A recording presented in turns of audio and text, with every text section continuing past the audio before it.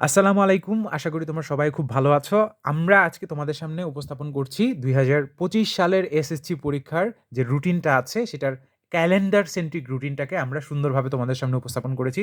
তোমরা দেখতেই পাচ্ছ, তোমরা নিশ্চয়ই জানো যে এই যে এপ্রিল মাসের ঠিক ১০ তারিখে তোমাদের বাংলা ফার্স্ট পেপার পরীক্ষাটা শুরু হতে যাচ্ছে এবং তারপরে ঠিক ২ দিন গ্যাপ দিয়ে তোমার বাংলা সেকেন্ড পেপার পরীক্ষা হচ্ছে। তারপরে মাঝখানে ১ দিন গ্যাপ দিয়ে এই যে দেখো ইংলিশ ফার্স্ট পেপার পরীক্ষা হচ্ছে। ঠিক একইভাবে আমরা প্রত্যেকটা পরীক্ষাকে এখানে সন্নিবেশিত করেছি এবং আমি তোমাদেরকে আগের একটি ভিডিওতে অত্যন্ত স্পষ্টভাবে জানিয়ে দিয়েছি যে এই পরীক্ষাটা একটা সংকোচনমূলক পরীক্ষা। পরীক্ষার ভিতরে এরকম কোনো গ্যাপ নাই যেটা ইউজুয়ালি থাকে। ইউজুয়ালি সাধারণত তোমরা নিশ্চয়ই জানো যে এই যে এসএসসি পরীক্ষা বা মেট্রিক পরীক্ষা আমরা যেটাকে বলে থাকি, এটি কিন্তু হয়ে থাকে সাধারণত ১.৫ মাস সময়ের ভিতরে। কিন্তু এটা এখন আমি দেখলাম যে এটা তোমাদেরকে ১ মাসের ভিতরে এই পরীক্ষাটা নিয়ে নিচ্ছে। বিশেষ করে তোমরা একটু খেয়াল করে দেখো, এই যে তথ্য প্রযুক্তি বা আইসিটি পরীক্ষাটা আছে তোমাদের ২৩ তারিখে পড়েছে। এই পরীক্ষার আগে কিন্তু তোমরা কোনো গ্যাপ পাচ্ছ না। তার ঠিক আগের দিন ধর্ম পরীক্ষা। তো এরকম একটা সংকোচনমূলক পরীক্ষা অল্প সময়ের ভিতরে যে তোমাদের জীবনের জন্য অত্যন্ত গুরুত্বপূর্ণ এই পরীক্ষাটা নিয়ে নিচ্ছে তারা। জন্যই কিন্তু তোমাদের অনেকের রেজাল্ট এবার খারাপ হতে পারে। অনেকেই হয়তো আশা করছো যে তুমি হয়তো গোল্ডেন জিপিএ 5 পাবা। কিন্তু ভাইয়ারা আমি একদম স্ট্রেইট ফরওয়ার্ড একটা সত্য কথা বলে দিচ্ছি। একটা এভারেজ স্টুডেন্টের জন্য এ প্লাস প্রত্যেকটা সাবজেক্টে নিশ্চিত করা মোটেও সম্ভব হয় না। এবং এ প্লাস পাওয়াটা না পেলে যে তোমার যে সমস্যাগুলো হতে পারে সেগুলো সম্পর্কেও তোমরা কিন্তু অনেকে হয়তো ওয়াকিবহাল নাই। তোমরা হয়তো জানো না ওই বিষয় সম্পর্কে যে যদি আমি এ প্লাসটা মিস করে ফেলি তাহলে কি সমস্যা হতে পারে। দেখো, আমার অভিমত অনুযায়ী আমি তোমাদেরকে একটা কথা একদম স্পষ্টভাবে জানিয়ে দিব, সেটা হচ্ছে যে তোমার এই এসএসসি পরীক্ষাটা তোমার শিক্ষা জীবনের জন্য এই মুহূর্তে সবচেয়ে গুরুত্বপূর্ণ এবং সবচেয়ে প্রিলিমিনারি একটা পরীক্ষা। অর্থাৎ এই পরীক্ষাটায় যদি তুমি টিকো তাহলে তুমি পরবর্তী জায়গায় ধরো ইন্টারমিডিয়েট পরীক্ষা বা ইউনিভার্সিটি ভর্তি পরীক্ষা, ঠিক আছে, এই সমস্ত পরীক্ষাতে তুমি অনেক বেশি সফল হতে পারবা। কিন্তু যদি এই পরীক্ষাটা তুমি একটু খারাপ করে ফেলো, কোনো একটা জায়গায় গিয়ে একটু ধরা খেয়ে যাও, ঠিক আছে, তুমি যদি এখানে গোল্ডেন মিস করো অথবা দেখা যায় যে তুমি কোনো রকমে এ প্লাসের নিচে এসে পড়ে, যেটা আমি সবচেয়ে ওর্স্ট কেস সিনারিও ধরে নিচ্ছি, তাহলে কিন্তু তুমি অধিকাংশ ক্ষেত্রেই দেখা যাবে যে তুমি ভালো একটা কলেজ পাবা না, ১ নাম্বার। ২ নাম্বার হচ্ছে ইন্টারমিডিয়েটে যেহেতু তুমি ভালো কলেজ পাচ্ছ না, আমি নিজে একটা স্টুডেন্টের ঘটনা তোমাদেরকে বলি। আমার একটা স্টুডেন্ট ছিল, ওর নাম ছিল তুষার। তো ও আমার কাছে তোমার ভার্সিটি অ্যাডমিশনের জন্য এসেছিল। তো ওখানে আসার পরে ও বারবার শুধু আমাকে একটা বিষয়ে বলতো, যেটা যে যে ভাইয়া আমার মা বাবা প্রত্যেক দিন আমার ব্যাপারে সমালোচনা করে, ঠিক আছে? এবং আমি তোমাদেরকে ভাইয়ারা একটা স্ট্রেট ফরওয়ার্ড কথা বলে রাখি, পড়ালেখার ক্ষেত্রে বা ক্যারিয়ারের ক্ষেত্রে তোমার মা-বাবা তোমাকে কিন্তু তুমি যদি সঠিক পথের যাত্রী না হও, তোমরা অনেকেই কিন্তু এই যে এই মুহূর্তে হয়তো তোমার গার্লফ্রেন্ড নিয়ে অথবা হয়তো তোমার আম অন্য কোনো বন্ধু-বান্ধব নিয়ে তুমি ঘুরে বেড়াচ্ছ। অনেকে হয়তো কোচিং সেন্টারে মানে কোনো কারণ ছাড়াই ঘুরে বেড়াচ্ছ, যেটা আমি দেখেছি অনেক স্টুডেন্ট, বিশ্বাস করবা না, আমি অনেক স্টুডেন্টকে পড়িয়েছি। এই তুষার নামের এই স্টুডেন্টটা প্রত্যেকদিন সে বাসায় যখন শুয়ে থাকতো, তখন দেখা যেত যে তার মা-বাবা তার সমালোচনা করতেছে এবং সে অনেক ক্ষেত্রে তোমার সুইসাইডালও হয়ে গিয়েছিল। সে কিন্তু এসএসসি পর্যায়ে একটা ভালো স্টুডেন্ট ছিল। কিন্তু এই এসএসসি পর্যায়ে শুধুমাত্র একটা সাবজেক্টে, সম্ভবত ১ টা বা ২ টা সাবজেক্টে সে তোমার এ প্লাস মিস করেছিল, যেটার কারণে তার কলেজটা খারাপ হয়ে গিয়েছিল। কলেজ খারাপ হয়ে যাওয়ার কারণে ইন্টারমিডিয়েট পরীক্ষায় যেয়ে সে ধরা খাইছে এবং পরে যেয়ে দেখা গেছে যে ভার্সিটি অ্যাডমিশনের সময় সে তোমার হতাশ হয়ে পড়ছে। এই মা-বাবার অত্যাচারটা কিন্তু তখন এসে পড়ে তোমার উপরে, যখন তুমি তোমার লাইফ থেকে কিছু করতে পারবা না। যখন তোমার লাইফের কোনো একটা ঠিকানা হবে না। বুঝতে পারছো? সো এই পরীক্ষাটাকে তুমি যত ছোট করে দেখতে পারো, তুমি ভাবতেছো যে হ্যাঁ, আমি এসএসসি পরীক্ষা দিচ্ছি। হ্যাঁ, এটা কোনো রকম একটা প্রিপারেশন নিয়ে নিলেই তো হবে। কিন্তু না। বাস্তবতা কিন্তু তা না। বাস্তবতাটা হচ্ছে যে এই পরীক্ষাটার উপরে তোমার লাইফের পরবর্তী সাকসেস গুলা ডিপেন্ড করে। সো ইম্পোর্টেন্স এর দিক দিয়ে আমি বলব এই পরীক্ষা এটা তোমার জীবনের সবচেয়ে গুরুত্বপূর্ণ পরীক্ষা। ঠিক আছে? তো এই পরীক্ষাটায় তুমি এখন কিভাবে ভালো করতে পারবা এবং এটার স্ট্র্যাটেজি গুলা কি সেটা নিয়ে আমি কাজ করব। আমি তোমাকে ফার্স্ট এ আমার কোর্সের কিছু আউটলাইন দিয়ে নেই।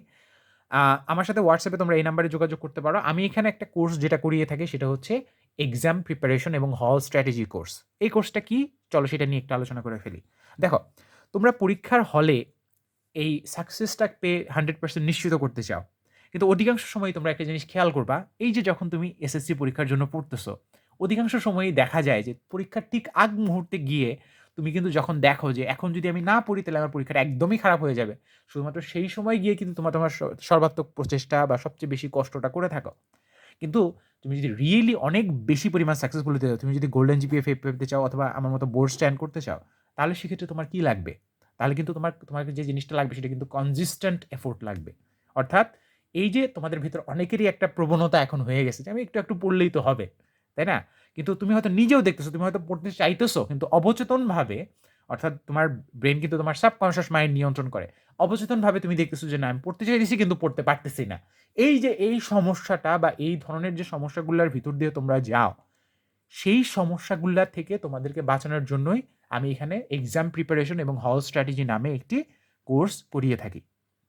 এবং এই কোর্সের অনেকগুলো উদ্দেশ্য আছে। সবচেয়ে বড় উদ্দেশ্য হচ্ছে যে এই যে তোমাদের জীবনের জন্য আর মাত্র অল্প কয়টা দিন সময় আছে, এই সময় তুমি কিভাবে বেস্ট প্রিপারেশনটা নিতে পারো। এবং এই যে ছোটোখাটো ভুল, আমি তোমাদেরকে বারবার বলেছি যে সকল স্টুডেন্টরা একটু চালাক, একটু সচেতন, তারা কিন্তু এই লাস্ট মুহূর্তে এসে অল্প সময় এই খুব ভালো একটা প্রিপারেশন নিয়ে পরীক্ষায় দেখা যায় যে তোমার গোল্ডেন জিপিএ পেয়ে ফেলে। কিন্তু যারা একটু অসচেতন, একটু এদিক সেদিক, একটু বোকাশোকা, তারা একটা ছোটোখাটো ভুল করার কারণে গিয়ে দেখা যায় যে তোমার এখানে A+ মিস করে ফেলে, অথবা গোল্ডেন জিপিএ 5টা এক সাবজেক্টে A+ মিস করার কারণে অনেকের জীবন নষ্ট হয়ে গেছে। আমার নিজের কাছে এটার রেকর্ড আছে।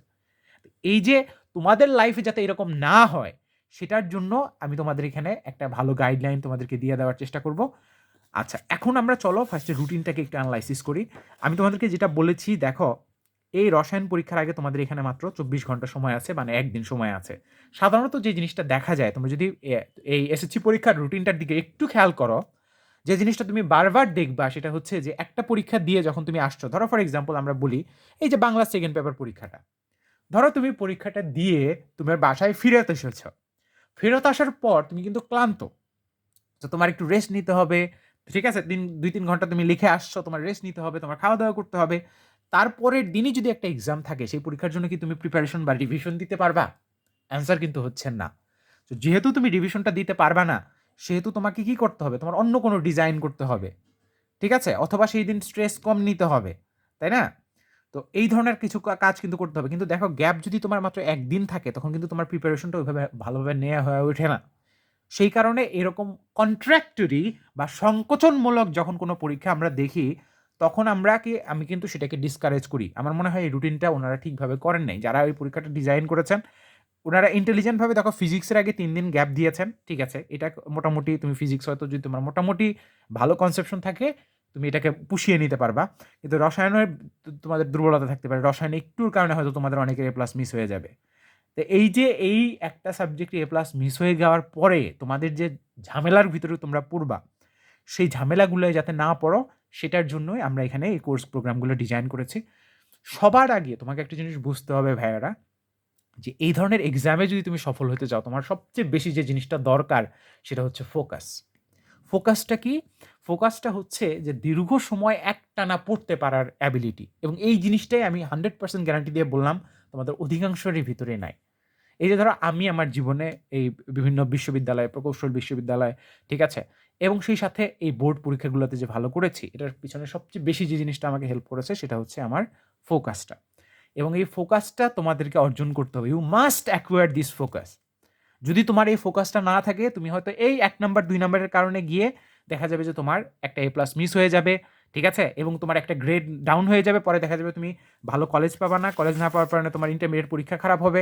ইন্টারমিডিয়েট পরীক্ষা খারাপ হওয়ার কারণে দেখা যাবে যে তুমি কোনো জায়গায় টিকতেই পারবা না। অর্থাৎ তোমার পুরা জীবনটা নষ্ট হয়ে গেল। ভুল কিন্তু খুব সামান্য। আমি বারবার বলতেছি যে এটা কিন্তু তোমাদেরকে বুঝতে হবে। আর এইখানে তোমাদের সময় আছে কতটুকু? একটু চিন্তা করে দেখো। আমরা যদি ধরে নেই ম্যাক্সিমাম তোমাদের কাছে ধরো 90 ডেজের মতো সময় আছে। সব মিলিয়ে হয়তো তুমি 100 ডে টোটাল টাইম পাচ্ছ পরীক্ষার দিনগুলোর ভিতরে গিয়ে। কিন্তু তোমার এই যে এখানে যে একটা চেঞ্জ করতে হবে, আমি জানি যে তোমাদের অধিকাংশের প্রিপারেশনটা হয়তো মিডিয়কর বা কোনো রকম একটা প্রিপারেশন। একটা জিনিস মনে রাখবা, আমি বারবার তোমাকে বলেছি যে আমি যে এই এসএসসি পরীক্ষা এত ভালো করেছি, আমার টার্গেট কিন্তু ছিল 95% মার্ক। এবং একটা জিনিস মনে রাখবা, একটা জিনিসের টার্গেট করার পাশাপাশি প্রিপারেশনেরও কিন্তু একটা ব্যাপার আছে। আমার প্রিপারেশন ছিল 95। সো আমি কিন্তু যে জায়গা পর্যন্ত গিয়ে যেতে পেরেছি, ইটস বিকজ অফ দ্যাট। এখন তোমার প্রিপারেশন কতটা আছে এবং সেটার জন্য যে পরিমাণ ফোকাস বা অ্যাটেনশন তোমাকে এখানে দিতে হবে, ঠিক আছে? সেই জিনিসটা তুমি দিতে পারবা কিনা, এবং সবচেয়ে বড় জিনিস, তুমি কেন পড়তেছো না, কেন তুমি মনোযোগ দিতে পারতেছো না, সেই সংক্রান্ত বিষয়গুলো নিয়ে আমরা এখানে কাজ করব, যাতে করে তোমরা এখানে সাকসেসফুল হতে পারো। আচ্ছা, আমরা চলো রুটিনটাকে আগে একটু অ্যানালাইসিস করার চেষ্টা করি। দেখো, এখানে গণিত আবশ্যকের আগে 2 দিন গ্যাপ আছে। এখানে 24 ঘন্টা, এখানে 24 ঘন্টা মানে 48 ঘন্টা সময় পাচ্ছ তুমি গণিত আবশ্যকের আগে। তার মানে গণিতটাকে তুমি একটু দেখে যেতে পারবা। ঠিক আছে?